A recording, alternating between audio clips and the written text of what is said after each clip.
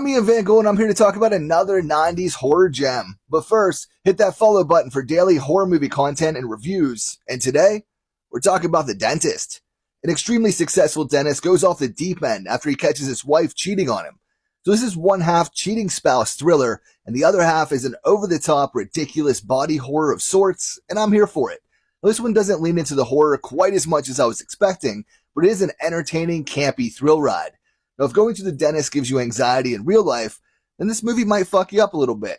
Now, it's goofy, dramatic, fun, and has some pretty gnarly practical makeup effects.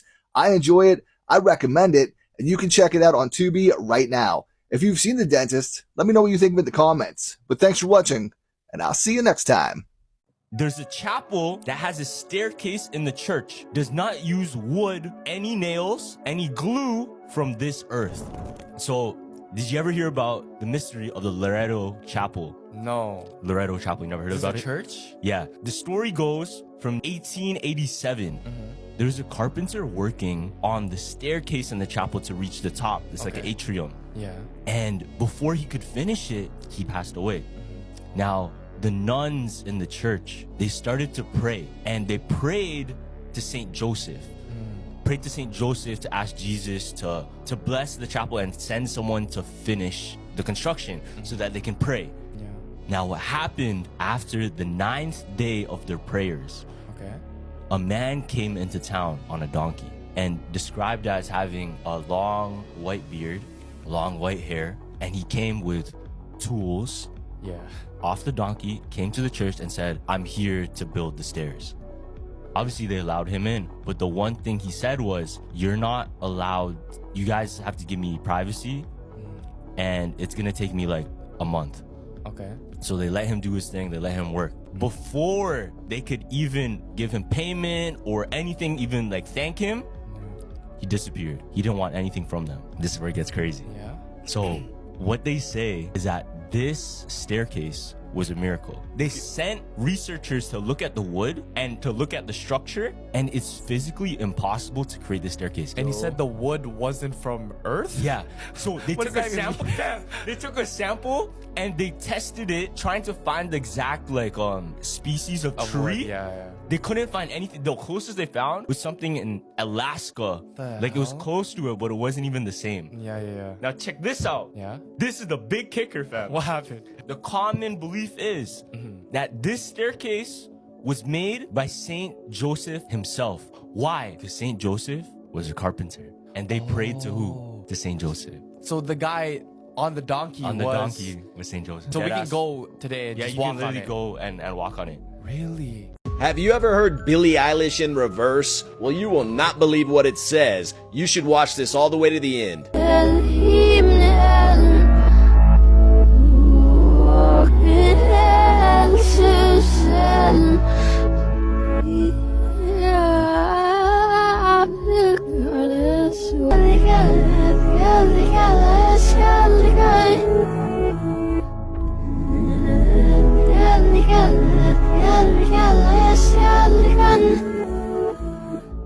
If you love the devil, then keep scrolling, but if you don't, then subscribe or follow for more.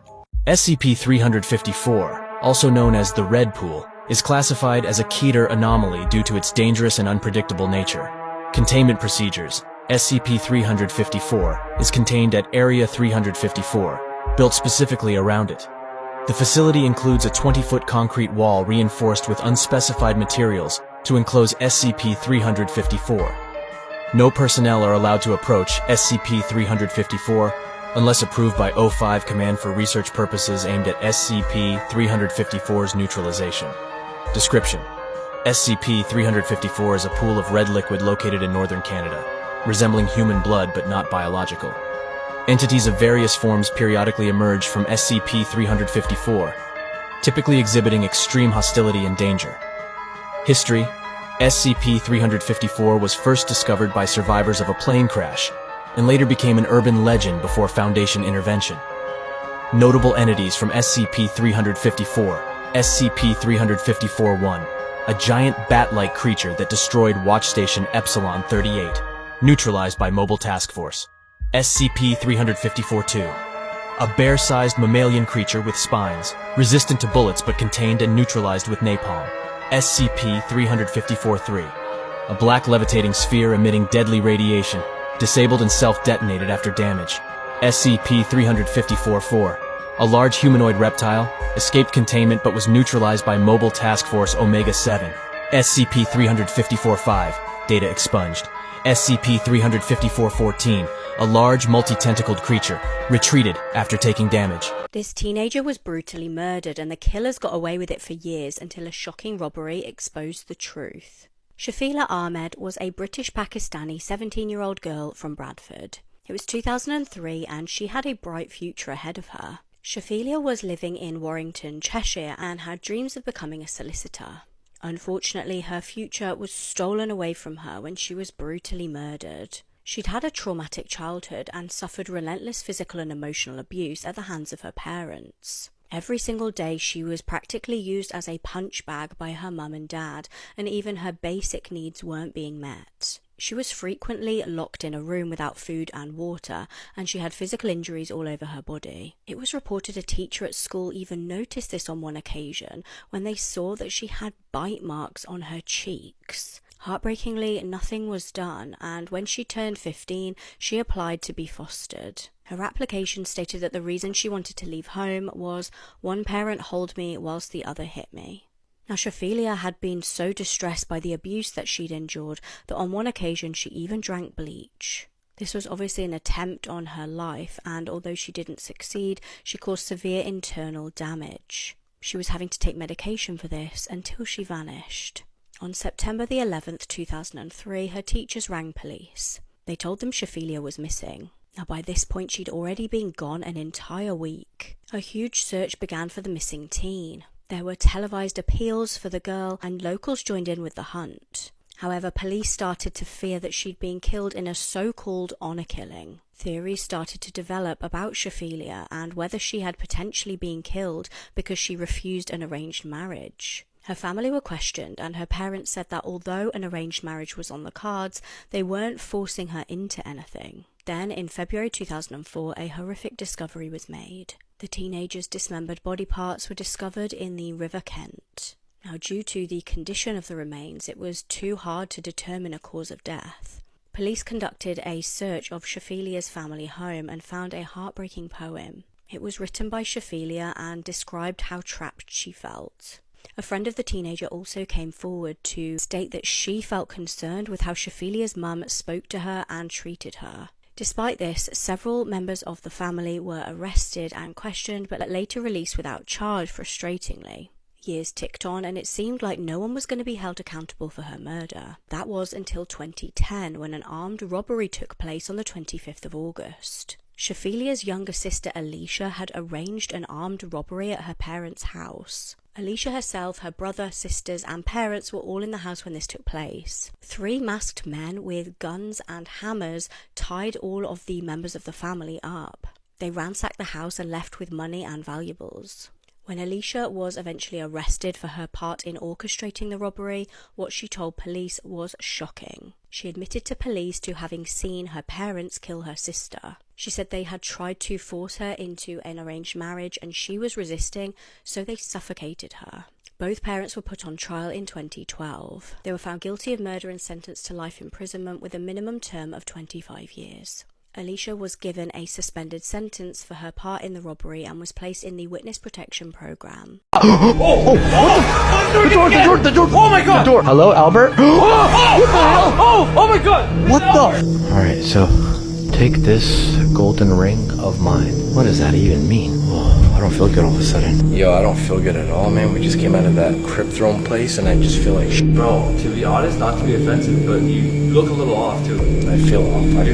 My stomach is like being weird and I just feel like I'm losing my balance. Because remember when we were downstairs, something like made me lose my balance. Ooh, so terrifying.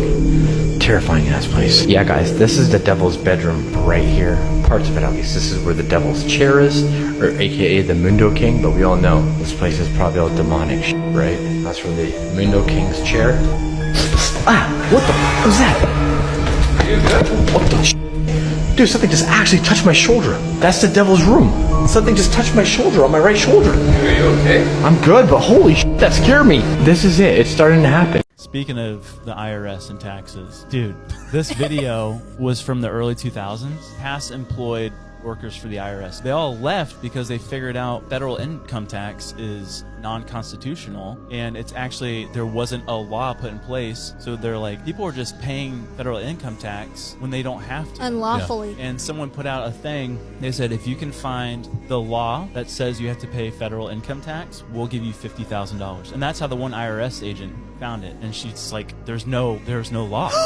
We have to pay federal tax. She even said upwards of 60 million people in the U.S. in the early 2000s were not paying federal income taxes. And then one guy, he's like, yeah, I'm not paying taxes. He was brought to court, and they're like, wait a second, we don't have a law. And so they couldn't charge him with anything. There's some conspiracy with the Titanic and taxes. There was someone on the Titanic that was a politician or whatever that very opposed to the collecting taxes for the Federal Reserve and stuff. And the Rothschilds, Rockefeller, they were supposed to be on the Titanic, and they decided not to get on last minute. These guys that were very opposed to the Federal Reserve died in the Titanic. A year later, federal income tax and the Federal Reserve was established.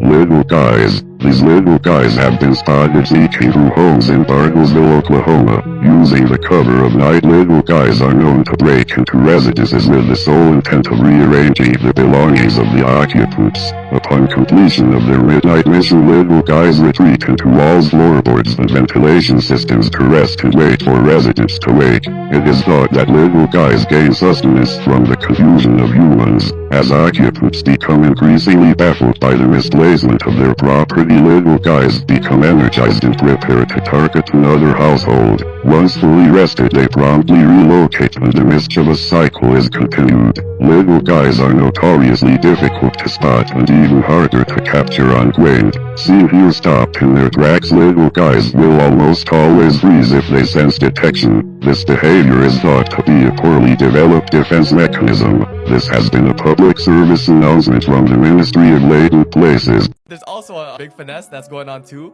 Tyson Fury, how he always cheats in every fight. No, he goes like this. And how he has no padding in his glove too. Yeah. Before he started his fight, when the ref like checks your glove and stuff, his glove had detachable thumbs. So whenever he hit, he would have his fist in like a ball already, because he would slip out his fist and like there would be no thumb in his boxing glove. So whenever he hit, he would hit with this part of the glove and the glove where it had no padding in. So you go like this, like right in your jaw. A famous trainer went into his camp and he was showing Tyson's sparring gloves.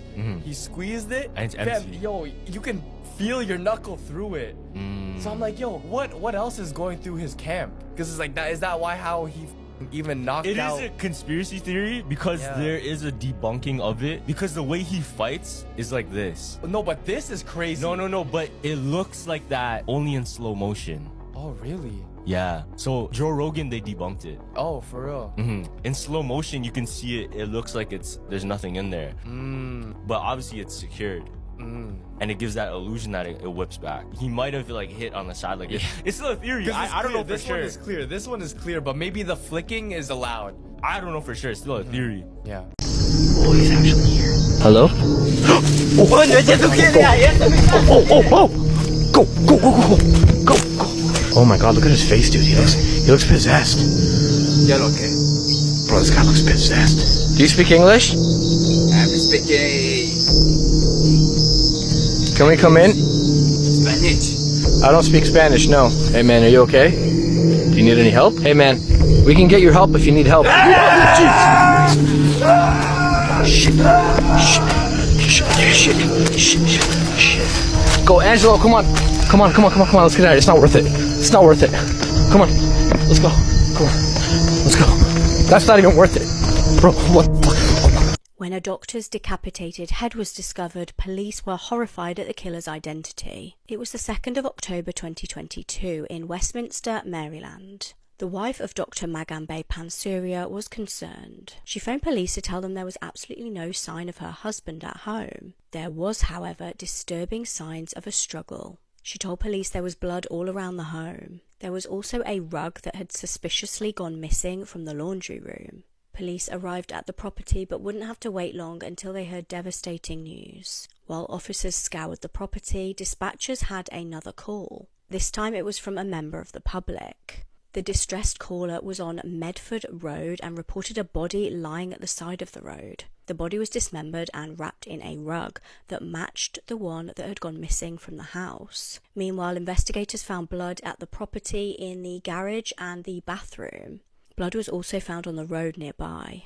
Then, when the doctor's son, Ravi, came home, more shocking discoveries. He had come back in the family truck, which also contained blood and human tissue. Ravi himself was also found in clothing that had blood on it, and he was found in possession of a bloody hatchet. The blood was ultimately determined to be his father's. Just days later, investigators found his dad's head and hands in a creek. An autopsy confirmed that the victim had been stabbed 45 times. He suffered blunt force injuries to the head. Ravi was ultimately convicted of first-degree murder and was given life in prison without the possibility of parole.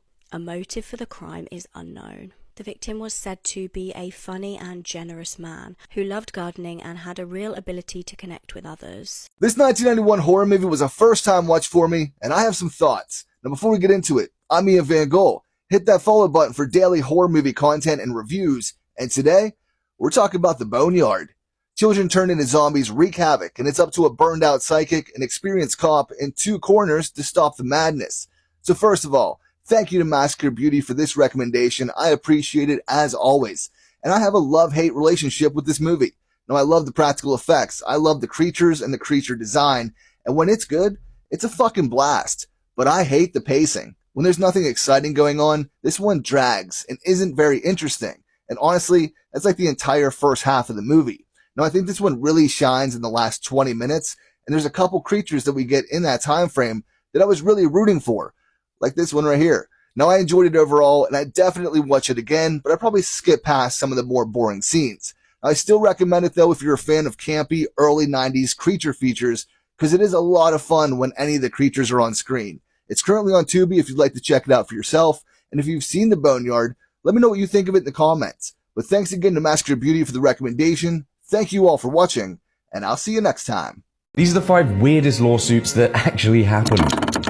Number 5, Monkey v. Photographer. This one comes from the Crazies app Peter, who sued a photographer on behalf of a macaque monkey. This is because the monkey technically took a selfie using a photographer's camera, and because that's technically the monkey's work, Peter thought that the monkey should have copyright protection. Number 4, Man v. Pants. In 2005, a dry cleaner in Washington, D.C. accidentally lost the trousers of one of its customers. The customer was a man named Roy Paulson, who was actually a judge, and he demanded $1,000 for the price of the lost pants and $67 million for mental distress. But the case was dismissed and it ruined his reputation and, of course, lost him his job as a judge. Number 3, Karen v. Killer Whale. So a man sneaks into SeaWorld and then sneaks into the killer whale tank so that he can swim with the killer whale. Unbelievably, he was very shortly killed. His parents were rightfully distraught, but they went on to sue SeaWorld, saying that they purposefully mislead visitors about how dangerous killer whales are by marketing them as plushy, friendly creatures. They argued in court that there should have been clearer warnings that killer whales, in fact,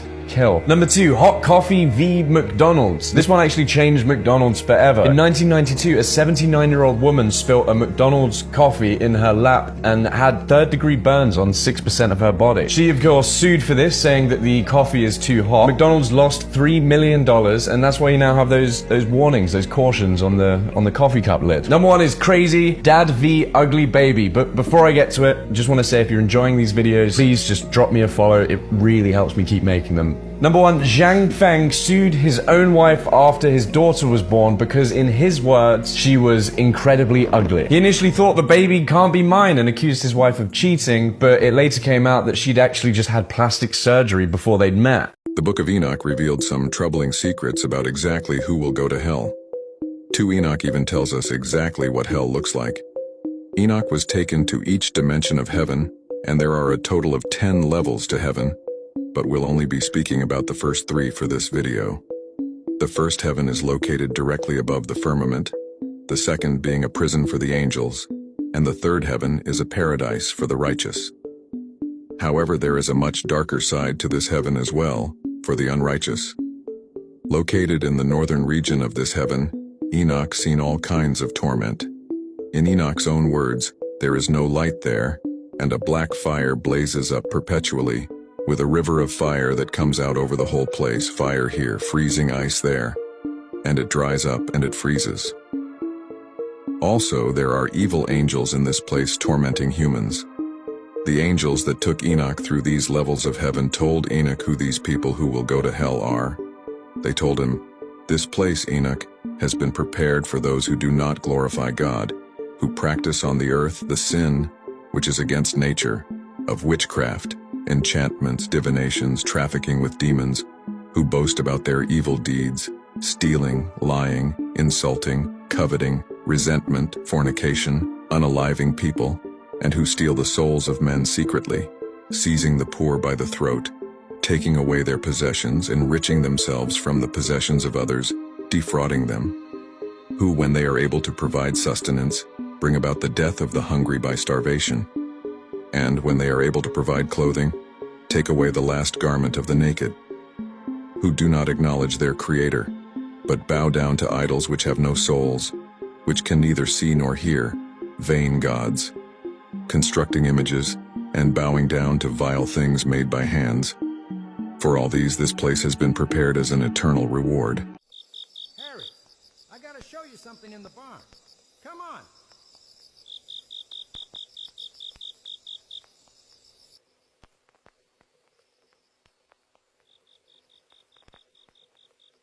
Check me out, Harry. I'm floating. Now watch this.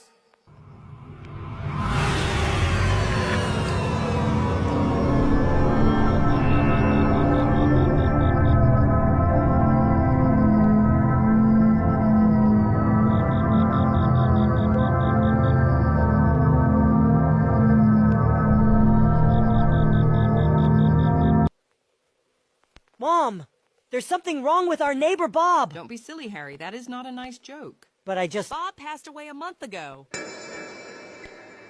I'm sorry, honey. I thought you knew about it. The police found him laying in that old barn back there. Harry. Please won't you be my neighbor? A neighbor? I called the cops. They're on their f***ing way. I can easily make a run for it right now, but I'd be leaving Danny behind. Whoever's mad enough to come and face this 45. What do you mean by 45? You know what I'm talking What the fuck does he mean? about. You guys came into my house. We thought it was abandoned. On my property. You attacked us in the forest. We're not trying to take anything, man. Danny, no, Danny. I'm gonna shut up, I'm ready to make a run for it. I want you guys both out of the house right now!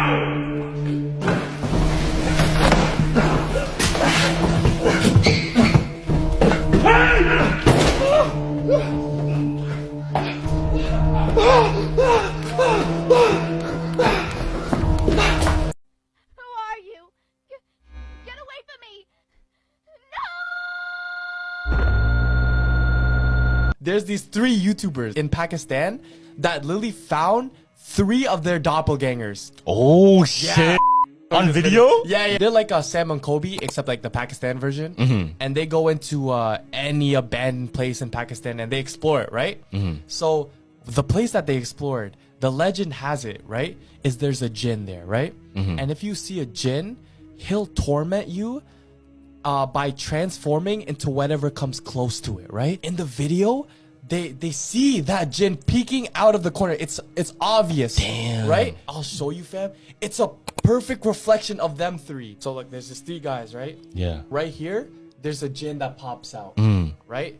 So boom. They see it. There's a shadow, there's everything. They go back in and he says, there's 3 of them now. Nah. Look, at Tre Delos. So that means there's 3 of them.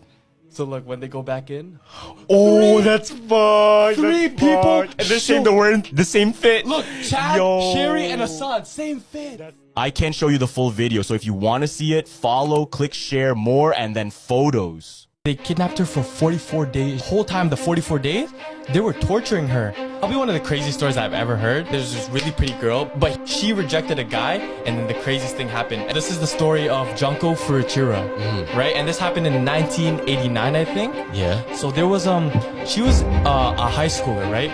And in her school, she was considered very, very pretty, right? Yeah. And there's this one delinquent in that school who's always like, I'm top shit, and he's telling everyone like, you can't fuck with me because I'm part of the Yakuza. Yeah. Right, Yeah, right? yeah. So one day, that girl crossed paths, right? And the guy's like, I bet I'm gonna shoot my shot real quick. Yeah. Right? Boom, shoots his shot. The girl's like, nah, I'm not messing with you. Like, get away from me. The guy's like, nah, you don't reject me. Like, I'm part of the Yakuza. Like, yeah. So I think on the same day, 3 and his boys kidnapped that girl. Oh shit. Took her back to his home. And I think it was estimated that during these 44 days, it wasn't just those 3 guys that tortured Yeah, her. Denzel told me on the, oh my. Yeah. Yakuza, there was at least 100 Yakuza members Yeah. who came and helped torture. Like I'm gonna blur this out, but like they like the hot light bulbs they put her on, they put inside her, and then like it blew up inside of her because it was too hot. Yeah. You feel me? I think what happened was on the one day she caught them slipping, got the phone, tried to call the police. One of the guys saw, slapped the phone out of her hand, and he was mad, right? Yeah. So I think they took lighter fluid and they burned her alive and burned parts of her body. Oh right? shit. The crazy thing is, she survived that. No way. Yeah. And then I think a couple days went on. They were playing a game. The girl beat the guys at the game, and then they're like, they're even more mad. They're like, what the fuck? So they burnt her again. Damn. This one she died. A teen couple who killed the girl's dad because the dad didn't like them being in a relationship. There's a video of them that the police caught on their phone. Also, it's so dark. Obviously, there was a white girl and like a Mexican boy. They're like 18, 60. The mom and dad didn't like them being together, and they banned the girl from seeing the boy. All of a sudden, after they applied that rule onto her, dad goes missing, right? So the mom, there's a phone call recorded of the mom. Oh, it's been 2 days. I don't know where my husband's at. My friends have called, his ex-wife has called, the police has called. I don't know where he is. The dad's friends come into their house and start looking everywhere. Fam, the dad is dead in the garage.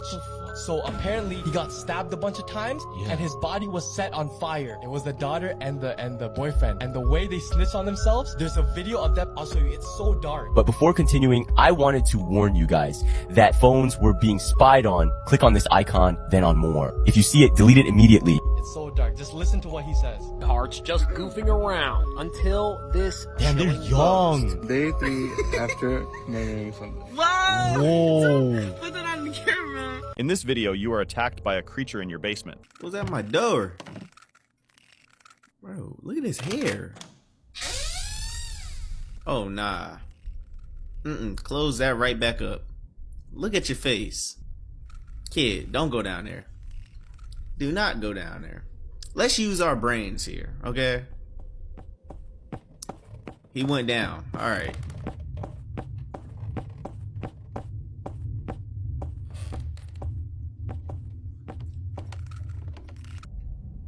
What is that? A butthole? Kid. If you know what's good for you, don't go in there. Oh my god!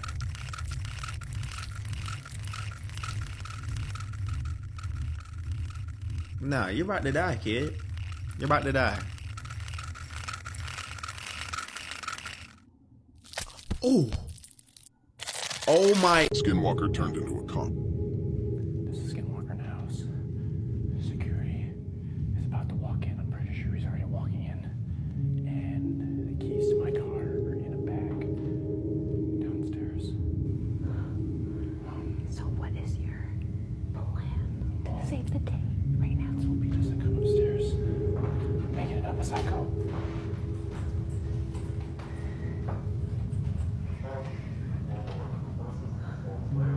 Northeast recent unauthorized activity here. Some minor disturbances of furniture displays and things going everywhere. Proceeding with caution, Continuing the investigation. Big Delphine. Over.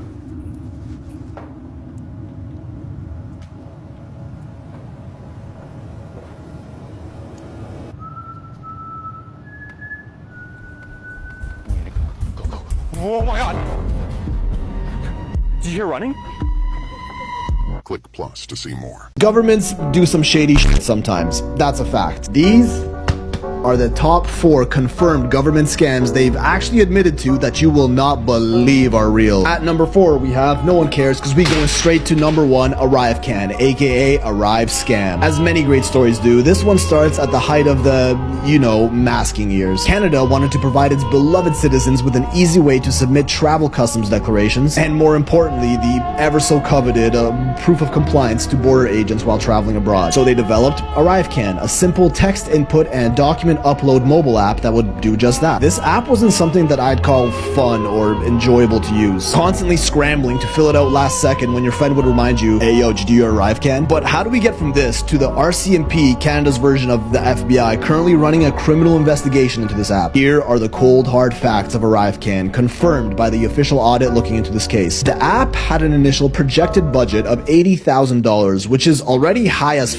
for a basic text input and document upload app that a university freshman student could have probably coded for free. But it ended up costing, get ready for this, $60 million to develop. An absolutely criminal 750 times increase from the initial budget, but oh, that's just the tip. GC Strategies Inc., the firm that was contracted by the Canadian government to develop ArriveCan, has 2 employees, headquartered in a basement of a tiny cottage just outside of Ottawa. Like most 8-figure companies do, right? This company has fully admitted they've never done any IT work nor offered software development services prior to getting hired by the government. But all of a sudden, 3 weeks after Trudeau, the current Prime Minister of Canada, took office in 2015, GC Strategies gets bombarded with government contracts left and right. Now that's some serious friends with benefits. With no experience in software, they hired subcontractors to do the work, in which the official audit uncovered that 76% of those subcontractors, quote, did not perform any work. Among them was Dalian Enterprises, which received $7.9 million to work on the app and whose CEO happens to be an employee of Canada's Department of National Defense. That is quite literally the government giving itself taxpayer money to do absolutely no work.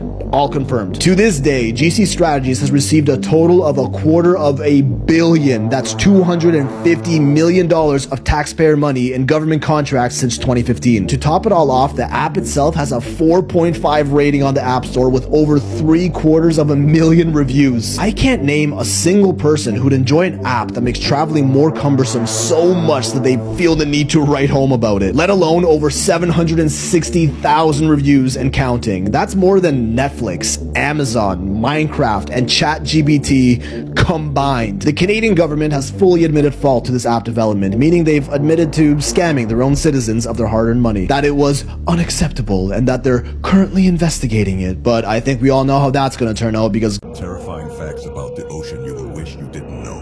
The Kraken, or giant squid, is real and has been studied by scientists since the 1800s. Not only is it carnivorous, but it is physically capable of taking down a ship. We have only discovered 5% of the ocean and continue to discover new terrifying species every year. Ocean whirlpools can grow as large as 250 feet and can easily take down small to medium-sized ships. Giant rogue waves can form at any time and can threaten any ship no matter the size. Scientists still can't explain how they form. The sounds of sperm whales are loud enough to burst your eardrums if you are underwater.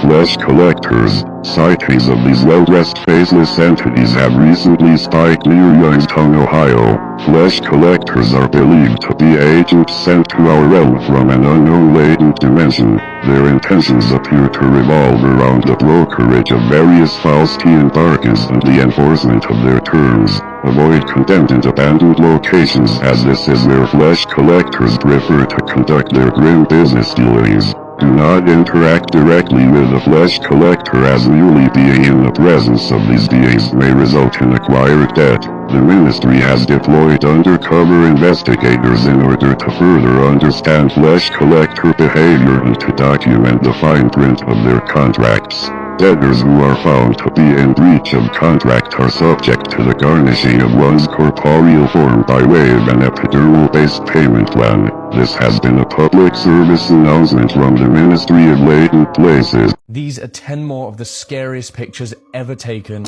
Viewer discretion is advised. Number 10. This photo of Edward Mordrake, the man born with two faces. Although a complete medical marvel, he was tormented by voices he said was coming from his other head, and sadly ended his life at a very young age. This picture of his skeleton. Number 9, the face of a soldier with shell shock during World War I. World War I was when we first started to realize the psychological impacts of war, and what we now call PTSD, we then called shell shock, as seen in this picture. Number 8, this sculpture from 1943. His name's Le Passe-Muraille, which means the walker through walls. What's interesting about this image is it's based on a short story about someone who can walk through walls, based around the human desire to break free from all the bullshit of society. But what's interesting about the sculpture is the person depicted in the sculpture is still trapped. Number 7, the skeletal remains of a Soviet soldier from World War II. This one is beautifully terrifying because although the soldier is completely evaporated, the tools of war like his helmet and his boots and his gun are still completely intact, showing that even though human life is short-lived, war is forever. By the way, if you like fucked up shit like this, please drop me a follow. Number 6, in 1962, this doctor was on an expedition to the Antarctic, and he was the only doctor around and suddenly diagnosed himself with acute appendicitis, needing urgent surgery. No one else was around to perform, so with no anesthetic and no help, he had to cut himself open, remove his own appendix, and then also tie himself back up. And the craziest thing is, he fucking nailed it. These are the 5 most messed up pictures ever taken.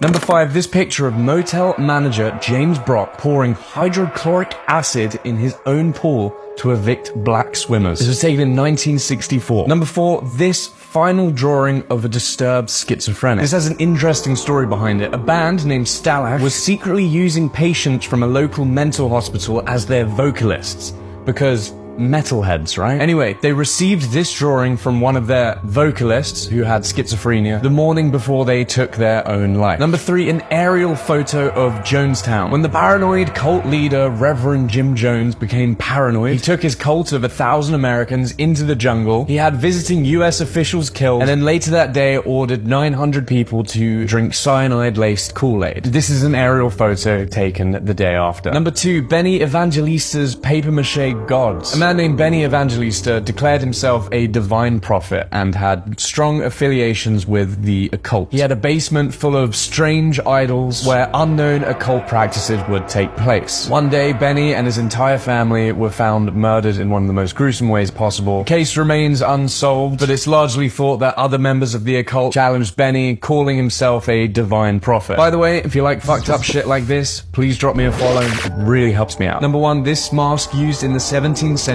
on the insane. I don't even begin to understand how this is supposed to cure insanity.